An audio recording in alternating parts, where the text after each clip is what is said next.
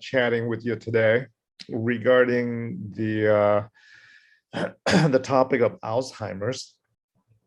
Feel free to ask questions in the chat box or put in comments in the chat box. I have it open so that this isn't a one-way lecture. I rather have a discussion with you guys. So in the chat box, you can just put in questions or comments with that. By the way, I'm inside my daughter's bedroom. She's not here, so there you go. But real quickly, I play a lot of roles in the community when it comes to the Alzheimer's space. I'm with an organization called Alzheimer's Orange County, and am one of their physician speakers. We take care of probably over 25,000 patients with Alzheimer's and their family members that go through our organization every year for the programs and service we have. I'm with the organization that does clinical trials with Alzheimer's. And of course, MD-DAO is something we've recently launched to bring healthcare onto the metaverse, onto the blockchain and things of that sort. I wanted to chat with you real quick, and typically these are like, I don't know, 1 hour, 1 hour and a half lectures that I normally give on Alzheimer's, but I want to give you some highlights on the things that you can do to reduce your risk for Alzheimer's. Out of curiosity, for those who are here, if you've have ever experienced Alzheimer's before, whether it's in a family member, a friend, or a neighbor, let me know. I'm curious, how many of us have been affected by Alzheimer's? You can just type in yes, I guess, at some point. When I go out and lecture in the community about this condition, there you go. We absolutely see a lot of folks who have family members who have experienced this before. In Orange County, and actually around the nation, Alzheimer's is, among older adults, is the #3 cause of death, right behind heart disease, heart attacks, which is #1. Cancer is #2, and Alzheimer's is #3. And we see that on a regular basis. As a practicing primary care physician, close to 20 years, it was a very common diagnosis. Now, in order to talk about prevention of Alzheimer's and reducing the risk of Alzheimer's, we first need to learn and know what causes Alzheimer's, right? What are the factors that can promote Alzheimer's in a patient? Does anyone know what causes Alzheimer's? Feel free to type in the chat box if anyone know what causes Alzheimer's or what's linked to Alzheimer's. Any thoughts on that? Is it generic? Is it genetics? Is it lifestyle? And things of that sort. So Todd says lifestyle, diet. Gracie says plaque. And okay, so have anyone heard of the Alzheimer's plaque? Type in yes if you have heard about the Alzheimer's plaque before. Anyone heard of the Alzheimer's plaque? There's a name to that plaque. I'm going to type out the name for you here. And called amyloid. Specifically, it's called beta amyloid plaque. And this is a plaque that builds up in our brains over time. This is a abnormal protein that should not be in our brain. With that, we know that in a healthy, normal brain, we each have about 100 billion brain cells, 100 billion brain cells. So that's a lot of brain cells, right? And these brain cells, what they do is they talk to one another all the time. So one brain cell will communicate to the next brain cell, and they'll communicate to the next brain cell. So these brain cells are always talking. Every time you have a thought, your brain cells are connecting and talking and chatting. Every time you have a feeling, your brain cells are talking and connecting and chatting, right? So every thought, every feeling is a pattern of brain cells that are talking to one another.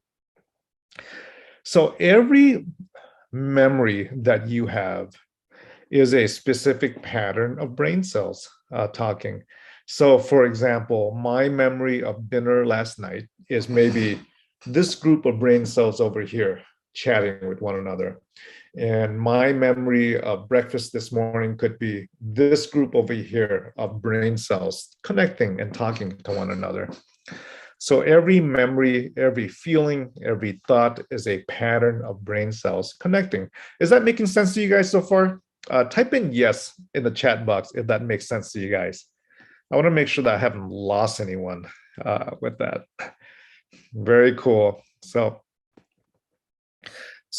what happens in Alzheimer's is that these abnormal proteins, right? We call them beta amyloid plaque. They form over time, and in the beginning, it may just be a few plaques that form. And the symptoms are really mild: forgetting a name, forgetting a word, right? Walking into a room and why am I here, right? Could anyone relate to what I'm talking about here? Just mild symptoms with that.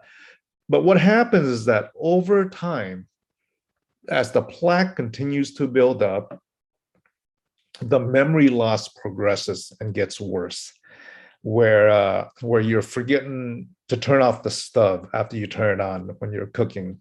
You're putting the keys in the refrigerator, right, in the wrong location. Sometimes you can have behavioral changes where you become more paranoid, more anxious, and so behavioral changes along with the memory changes are often the hallmark, right, of these plaques that build up over time.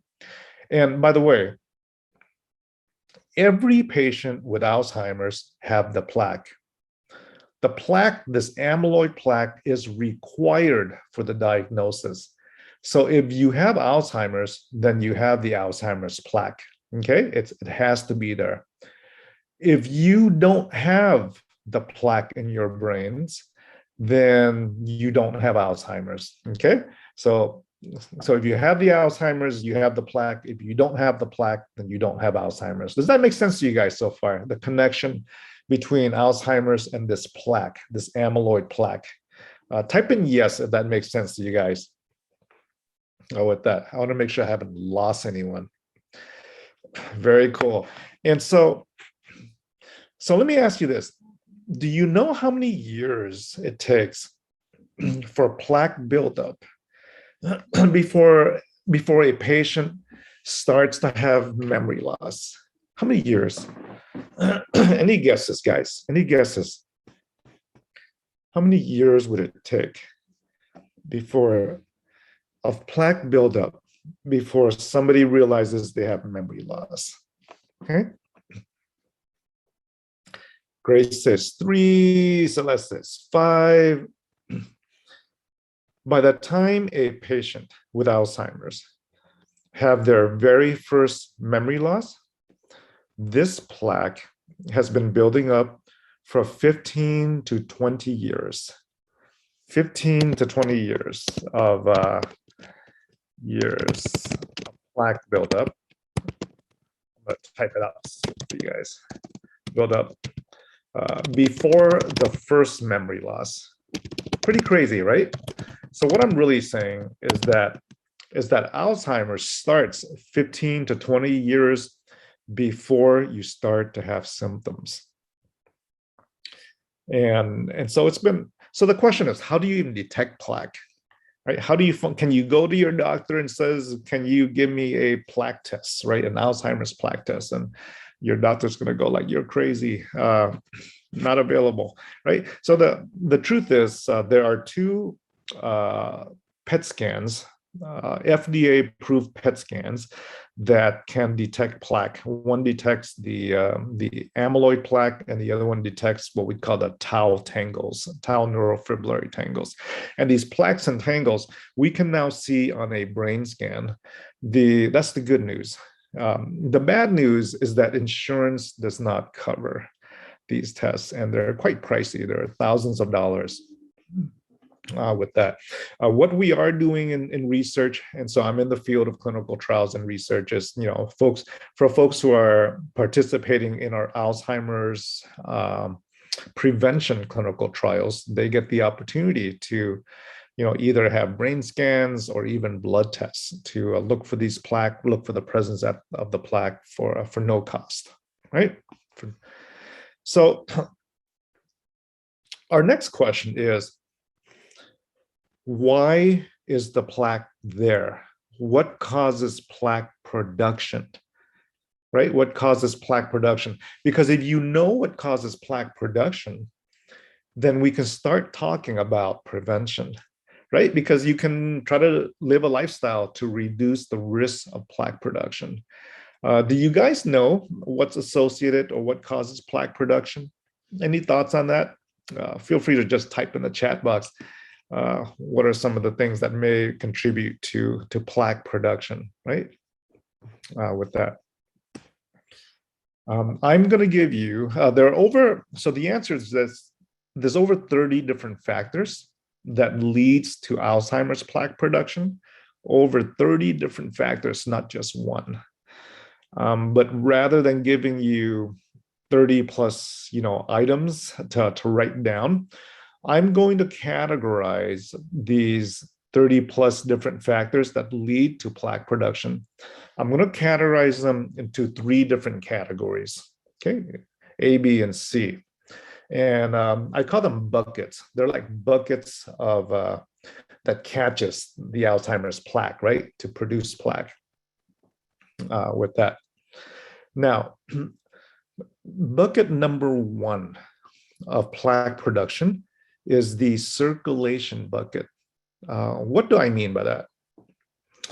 Any condition that causes poor circulation to your heart, to your body, will also cause poor circulation up to your brain and puts you at risk for Alzheimer's.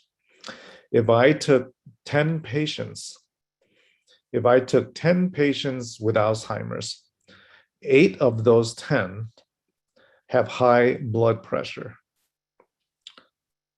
Why is that? Because high blood pressure affects the circulation, right? High blood pressure affects circulation. If I took 10 patients with Alzheimer's, 4 of those 10 have diabetes. And your first thought is, diabetes is a blood sugar problem, right? What does it have to do with circulation? Well, if you think about it, why do diabetics die, right? What kills a diabetic patient? Most diabetics die from heart attacks and strokes, right? So the end result of diabetes, guys, is circulation. Circulation is the end result of having a diabetes problem with that. Okay, so 4 patients out of 10 with Alzheimer's, 4 of them have diabetes. The scary thing with that is that we know that in the United States, 2 out of 3 Americans are either diabetic or pre-diabetic. Okay, 2 out of 3 of us either have diabetes or pre-diabetes, which is scary, considering that if you have diabetes, it doubles your risk for Alzheimer's. Okay, anyone with diabetes have a double risk for Alzheimer's with that. So 10 patients, 8 out of 10 have high blood pressure, 4 out of 10 have diabetes, 3 out of those 10 have heart disease, and many of our Alzheimer's patients have high cholesterol. So what's interesting is that any condition that puts you at risk for heart disease will also put you at risk for Alzheimer's. high blood pressure, diabetes, high cholesterol, lack of exercise, obesity, right? Heart disease and Alzheimer's, guys, share the exact same risk factors. Many folks don't know that. The good news is that if you want to lower your risk for Alzheimer's, you simply lower your risk for heart disease. Okay, that's bucket number one.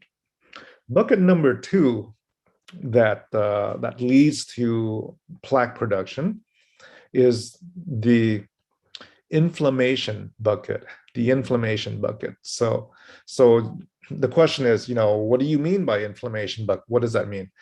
So inflammation, if you think about inflammation and what causes inflammation, most of the health conditions we have today is linked to inflammation. And inflammation is simply your immune system trying to fight something that should not be there. So, for example, you caught the flu, right? One of the first symptoms of the flu is a fever. And so a fever is simply inflammation of your body. That's what it is. Your body gets inflamed, it heats up, you get a fever, right?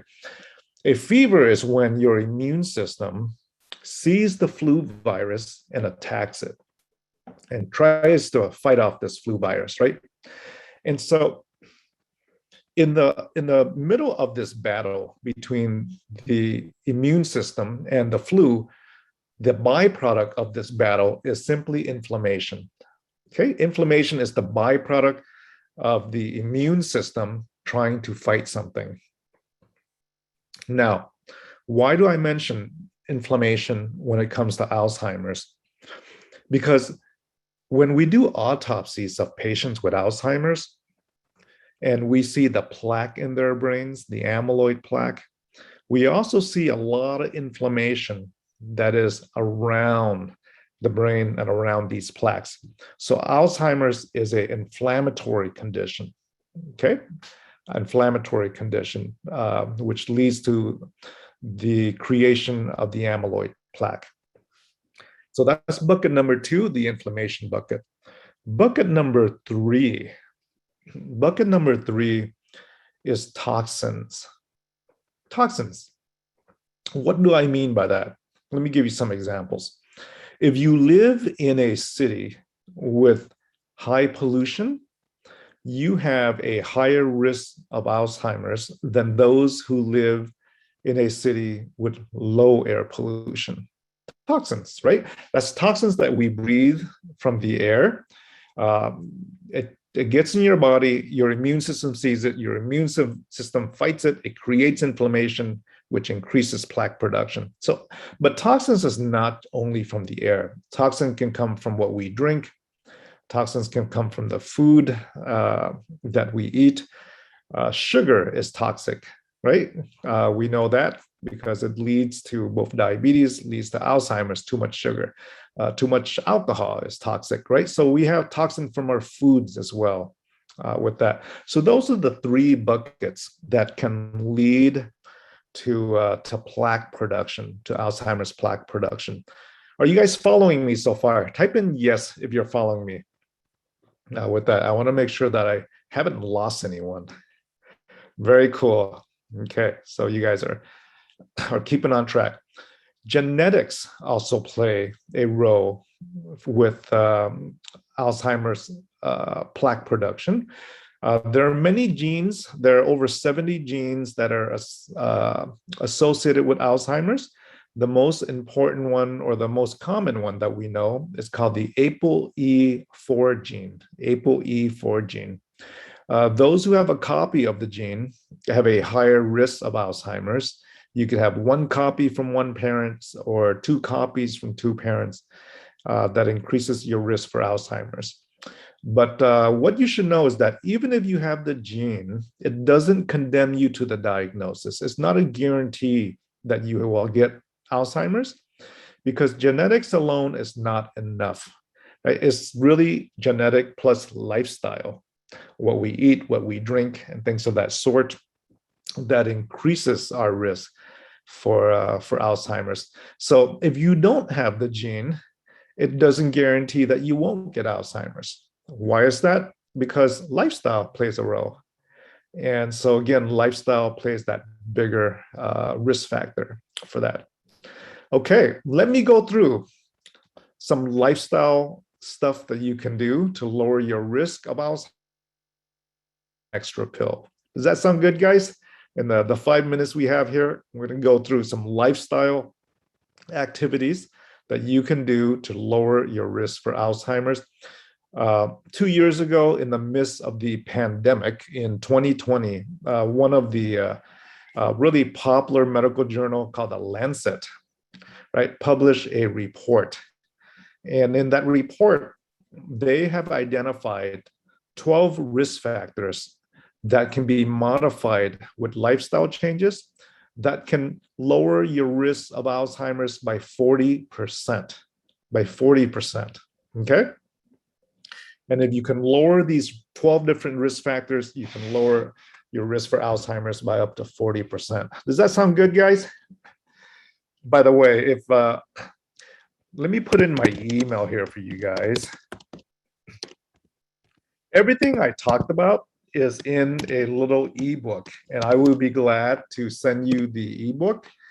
Just shoot me an email, my first name dot last name at AlzOC, stands for AlzheimersOrangeCounty.org, and I will send you the ebook that has everything in here. So 12 modifiable risk factor. Number 1, high blood pressure. Right? We talked about how high blood pressure can increase the risk of Alzheimer's. So if you can reduce your risk for blood pressure through exercise, through diet, and things of that sort, you will reduce your risk for Alzheimer's by controlling blood pressure. That's number 1. Number 2, smoking, right? For those who smoke, their risk for Alzheimer's is higher because of that category number 3, the toxins category, right? If you are a smoker, you're introducing toxins, which increases your risk. Quit smoking. When you stop smoking, it lowers your risk, right? Modifiable risk factor. Number 3, diabetes. Blood sugar, right? We mentioned how blood sugar or high sugar is toxic to the brain. So if you can control your blood sugar, you can lower your risk for Alzheimer's, and that's through nutrition and through exercise, okay? Number 4, being overweight or obesity, right? Lack of physical activity. There's a strong link between Alzheimer's and the lack of exercise. Those who exercise on a regular basis have a lower risk of Alzheimer's than those who do not exercise. Right? Those who are obese have a bigger risk for Alzheimer's than those who are thinner. Modifiable risk factor. Number 5, poor nutrition. Okay, and I'll send you an ebook that will list 10 different foods you can eat to lower your risk for Alzheimer's. Okay, next is excessive alcohol use. Excessive alcohol use. If you can lower or stop or reduce alcohol use, you will lower your risk for Alzheimer's as well. Next is low level of brain exercise. We know that those who exercise their brains through either crossword puzzles or playing games, Sudoku, chess, checkers, those who exercise their brains and engage their brains on a regular basis have a lower risk of Alzheimer's than those who are not engaging their brains. Okay, next, depression. There is a link between depression and Alzheimer's. So that's not great news, but the good news is if depression can be addressed and treated, then from a mental health perspective, it'll help lower the risk of Alzheimer's. Okay, next after this is traumatic brain injuries. We see a higher risk for those who are sports athletes with memory loss, football players, boxers, things of that sort. So if you can find ways to reduce your risk of brain injury, all the better. Number 10 is hearing loss. There's an association between hearing loss and Alzheimer's. probably due to the lack of stimulation to the brain. So if you have hearing loss, it's fixable with a hearing aid. You got it, guys? Number 11 is social isolation. Those who are home alone, socially isolated, have a higher risk of Alzheimer's than those who are out there socially engaged. And finally, guys, number 12, air pollution. If you, I don't know how much you can deal with that, but if you can live or be in an environment with better air, cleaner air, you'll lower your risk for Alzheimer's, guys. Those are the 12 things, guys, that will reduce your risk by 40%. Thanks so much.